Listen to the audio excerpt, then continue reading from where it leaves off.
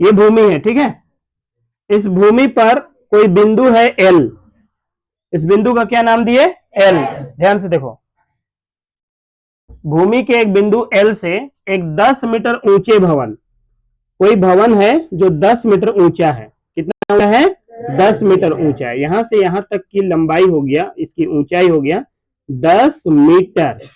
कितना रे, 10 मीटर। उसके बाद ऊंचे भवन के शिखर का उन्नयन कोण 30 डिग्री है, यानी कि एल से इस भवन के शिखर का उन्नयन कोण कितना पता है, 30 मीटर, ओ सॉरी 30 डिग्री, ठीक है।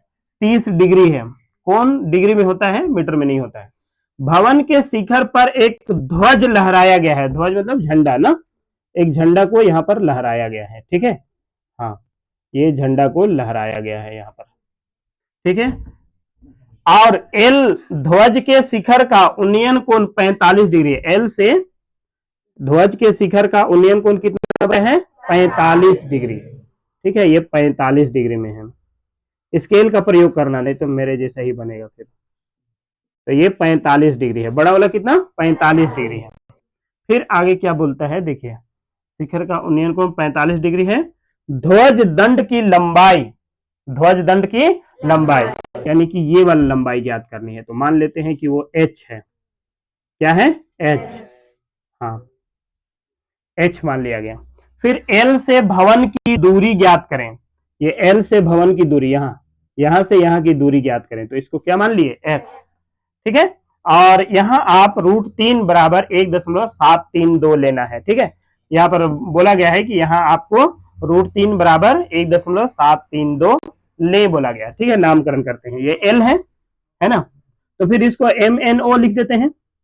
एल के बाद क्या आता है, एम। वैसे ABC भी लिखोगे तो कोई दिक्कत नहीं है। बोलो ABC लिखना पसंद करोगे या MNO, ठीक है। फिर MNO, MNO, ठीक है। चलो अब हम लोग यहां पर लिखेंगे, देखो ध्यान से, माना क्या क्या मांगा गया है, वही चीज, ध्वज दंड की लंबाई, ध्वज दंड की लंबाई, ध्वज दंड की लंबाई। ये ध्वज दंड क्या है, NO, NO, ये है ध्वज दंड, है ना। इसको हम लोग क्या मान लिए हैं, H। उसके बाद L से भवन की दूरी, ठीक है, इसको हम LM माने हैं। L से M, ये हम क्या लिए हैं, X मान, ठीक है।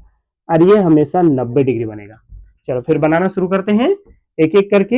दो त्रिभुज यहां पर भी लेंगे, दो समकोण त्रिभुज ना, समकोण त्रिभुज। फर्स्ट में किसको ले लें, LMN, चलेगा ना। LMN में कोण M बराबर 90 डिग्री, ये समकोण त्रिभुज है। LMN, ये छोटा वाला है ना। उसके बाद सेकेंड टाइम में लेंगे LMO, ठीक है। तो यहां पर भी tan लेंगे, तो लंब बटे आधार, ठीक है। तो ये हो जाएगा लंब, ये आधार। tan कितना डिग्री बताओ, tan 30 डिग्री बराबर, बताओ जल्दी से, NM बटे LM, यही ना होगा। तो tan 30 का मान बताओ कितना होगा, 1/√3। tan 30 बराबर NM, क्योंकि ये लंब हुआ और ये आधार, तो NM हो गया। और उसके बाद LM, तो tan 30 का मान कितना, 1/√3। NM का मान कितना है, 10। LM का मान कितना है, X। तो X एक का X, और 10 और √3 गुना करेंगे तो 10√3।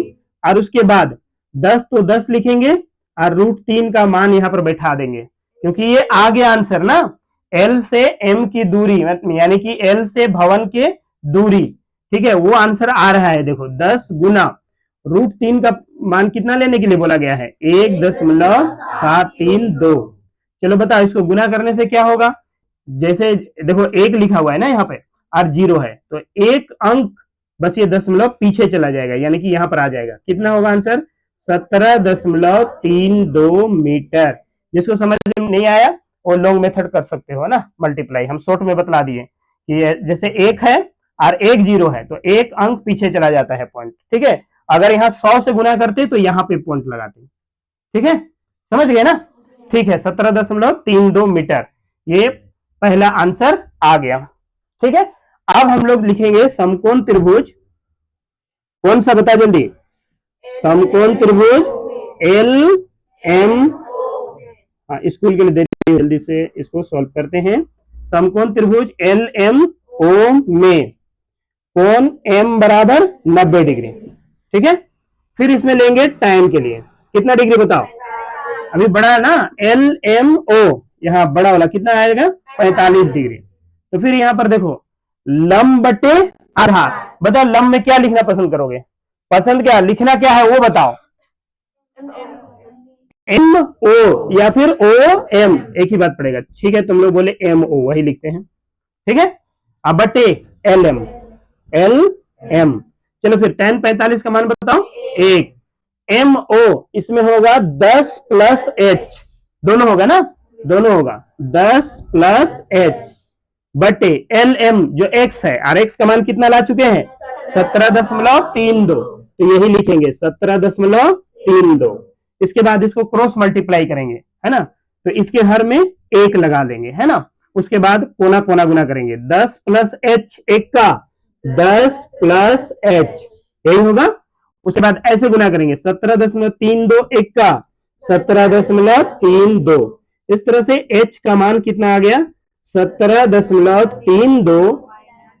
ये 10 प्लस में है, जिसको हम उधर ले जाएंगे तो माइनस में लिखाएगा, तो -10। आंसर में क्या लिखोगे बताओ? 7.32। देखो 17.32 में 10 घटा दो तो 7.32 ही तो आएगा ना मीटर। यही इसका आंसर। ठीक है, 2 आंसर आया, एक आंसर ये है ना, एक आंसर ये है, यानी कि लास्ट लाइन ये लिख लोगे कि ध्वज दंड की लंबाई बराबर ये हो गया 7.32 मीटर, और दूसरा बिंदु एल से भवन की दूरी ये रहा 17.32 मीटर। ठीक है, समझ गए ना? यार एक बार समझ गए? ठीक है, फिर बना लो। हाँ।